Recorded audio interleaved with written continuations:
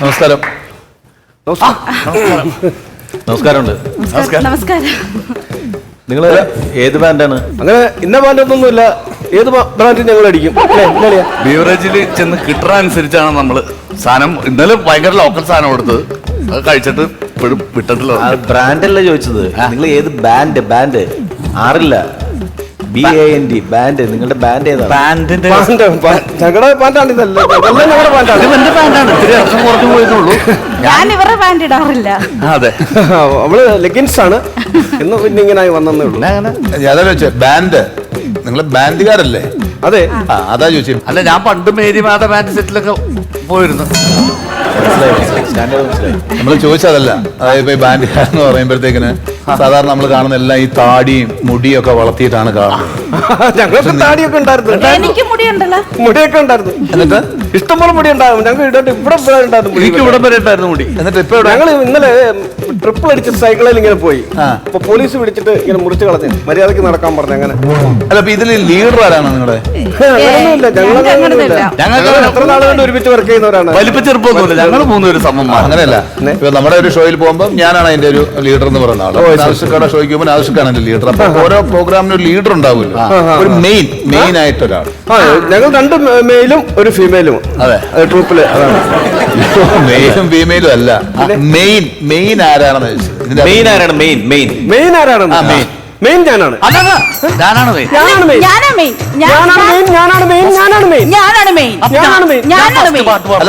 യഥാർത്ഥത്തിൽ ഇതിൽ ആരാ മെയിൻ? യഥാർത്ഥത്തിൽ ഇതിന്റെ യഥാർത്ഥം ഞാനാണ്. യഥാർത്ഥൻ. നീയല്ല യഥാർത്ഥം, ഞാനാണ് യഥാർത്ഥി. യഥാർത്ഥിയല്ലോ, നീ അഭയാർത്ഥിയാണ്. നീ വലിഞ്ഞു കയറി സഹിക്കുന്നു. ആക്ഷേപിക്കരുത് കേട്ടോ. സത്യമായിട്ട് ഞാൻ ഒരു കാര്യം പറയട്ടെ, ഞാനാണ് യഥാർത്ഥത്തിൽ ഓക്കെ, സമ്മതിച്ചു. നിങ്ങൾക്കൊരു ഒരു വർഷം മിനിമം എത്ര ഷോസ് ഉണ്ടാവാറുണ്ട്? 3000?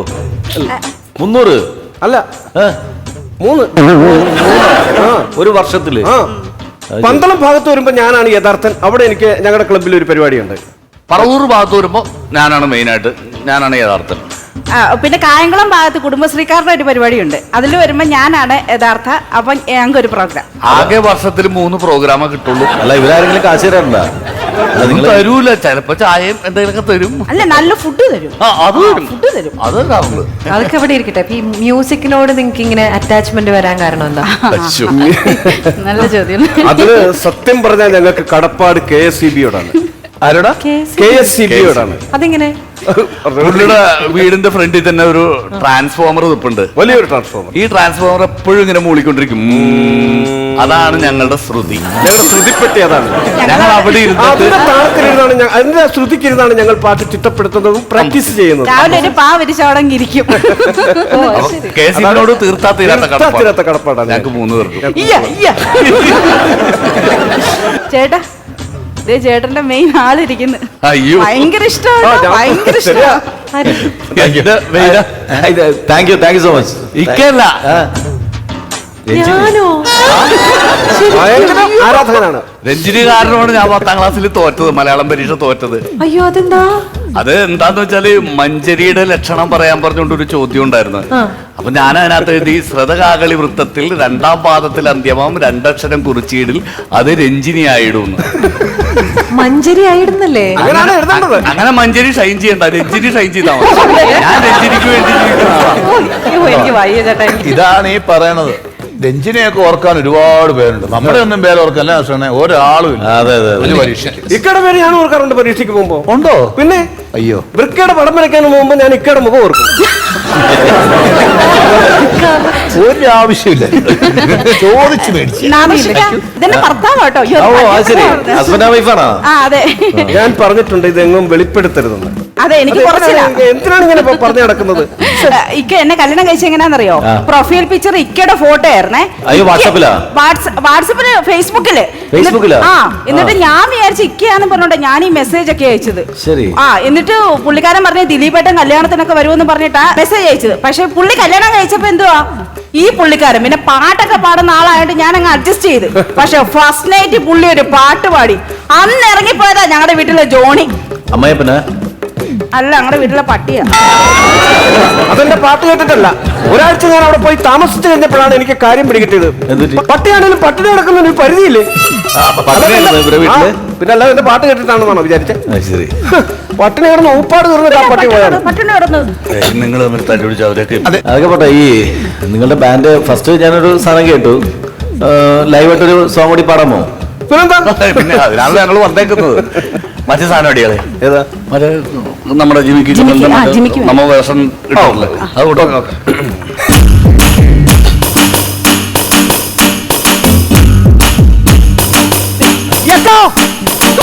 കുഞ്ഞമ്മയുടെ ജിമിക്ക് കമ്മൽ എന്തപ്പൻ കട്ടുകൊണ്ട് പോയി, എന്തപ്പന്റെ ബ്രാൻഡ് കുപ്പി കുഞ്ഞമ്മ കുടിച്ചിട്ടേ. കുഞ്ഞമ്മയുടെ ജിമിക്ക് കമ്മൽ എന്തപ്പൻ കട്ടുകൊണ്ട് പോയി, കുഞ്ഞമ്മയുടെ ബ്രാൻഡ് കുപ്പി എന്തപ്പൻ കുടിച്ചിട്ടേ.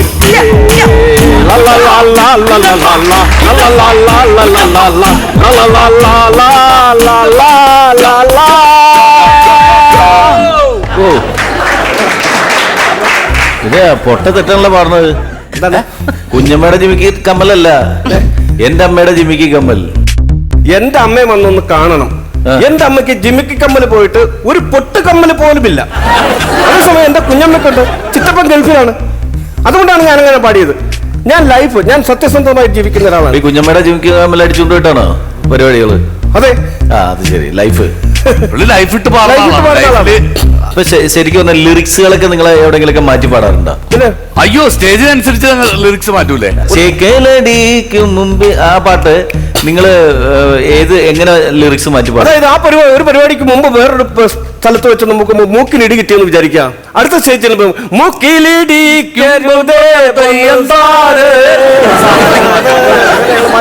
തലക്കിട്ടാൻ ഇടി കിട്ടണമെങ്കിൽ ആ ഒരു സ്റ്റൈൽ വെച്ച് ഞങ്ങൾ അപ്പാപ്പ ലിറിക്സ് മാറ്റിക്കൊണ്ടിരിക്കും. എവിടെ ഇടി കിട്ടുന്ന വെച്ചാൽ അതനുസരിച്ചിട്ട് അതാണ് ഞങ്ങൾ മാറ്റുന്നത്. ഉള്ള കാര്യം. നിങ്ങൾക്ക് ഈ പണിയല്ലട്ടെ പറ്റുന്നത്. നിങ്ങൾ വേറെ ഏതെങ്കിലും പണിക്ക് പോകുന്നതാണ്. അല്ലല്ല, നമ്മള് വേറെ സാധനങ്ങളുണ്ട്. അറിയാവുന്ന പണിക്കല്ലേ അല്ല, ഈ പാട്ടൊന്ന് കേട്ടു നോക്ക്. എന്നിട്ട് ഏത് പാട്ട്? ബ്രിഡ്ജിന്റെ ഒരു സാധനം ഉണ്ട് നമ്മുടെ. ഏത് ബ്രിഡ്ജ്? ബ്രിഡ്ജ് പാടും. പാടാം. ആ പാട്. ഒന്ന് സീക്കൂടിടാ. സിയ അതെവിടെ നല്ല നടക്കണ ബ്രിഡ്ജോ, ഡാഡിന്റെ കൈയും പീഡിച്ച് നടക്കണ കാലോ, ആ ഒരു ബ്രിഡ്ജിന്റെ തൂണിൽ നിന്നും ഗോൾഡേ എന്നുള്ളൊരു വിളിയും കയ്യിൽ നിൽക്കണം. ഈ പാട്ട് കഴിയുമ്പോഴാണ് എല്ലായിടത്തും അനിഷ്ട സംഭവങ്ങൾ ഉണ്ടാകാറുള്ളത്. അതുകൊണ്ടാണ് ഞങ്ങൾ നിർത്തിയത്. അങ്ങനെയല്ലല്ലോ നമ്മൾ ഇതുവരെ വന്ന സ്ഥിതിക്ക് രശ്മി കൊണ്ട് ഒരു പാട്ട് പാടിക്കും. ശരി. ഞാൻ തന്നെ എഴുതി ചിട്ടപ്പെടുത്തിയ ഒരു പാട്ടാ. എന്റെ ദൈവമേ, ശരിക്കും കേൾക്കാം. വിഷാംശമോരോ പഴത്തോടിലും തേച്ച് പിടിപ്പിച്ചുവോ, ഹേമന്തു തന്നൊരു ഫ്രൂട്ട് സലാഡിൽ കാർബന്റെ ഹോർമോണുകൾ, എന്റെ ചേട്ടന്റെ പ്രാർത്ഥന കൊണ്ടു മാത്രം ജീവിച്ചിരിക്കുന്നു ഞാൻ, ഭൂമിക്ക് ഭാരമായി വിഷാംശമോരോ പഴത്തോടിലും തേച്ച് പിടിപ്പിക്കുന്നു. ഇങ്ങനുണ്ട്. ഡി മൈനർ പാടിയായിരുന്നു കുറച്ചുകൂടെ നന്നായിരുന്നു. ചേട്ടാ, ഇനി നമുക്ക് റിഹേഴ്സൽ ചെയ്യണം കേട്ടോ. ഞാനിത് പൊളിക്കും. എങ്ങനെ ട്രൂപ്പ് പൊളിയണമെന്ന് മനസ്സിലായി. എങ്ങനെ ട്രൂപ്പ് പൊളിയണമെന്ന് മനസ്സിലായി. ഇപ്പൊ വൈഫ് തന്നെ പറഞ്ഞു ഞാനിത് പൊളിക്കുന്നു പാടി. അല്ല, ഞങ്ങളെ വേറൊരു സാധനം ചിട്ടപ്പെടുത്തിയിട്ടുണ്ട്. എന്താണ്? പച്ചക്കറിക്കായ തട്ടിൽ. അത് നല്ല സാധനമാണോ അത്? ആ പാടി. അത് പാടത്തേടാ. പച്ചക്കറിക്കായ തട്ടിൽ ഒരു മുത്തശ്ശി പൊട്ടറ്റോ ചൊല്ലി,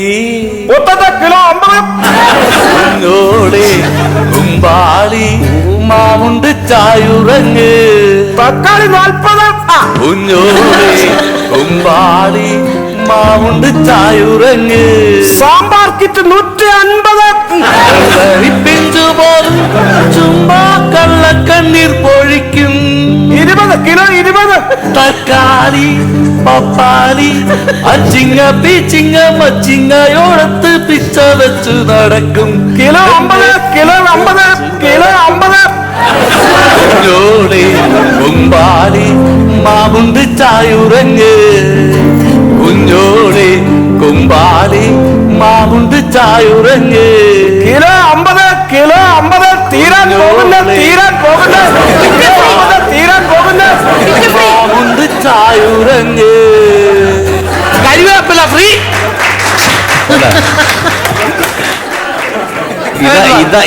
ഇതാണ് നിങ്ങൾക്ക് പറ്റിയ പണി.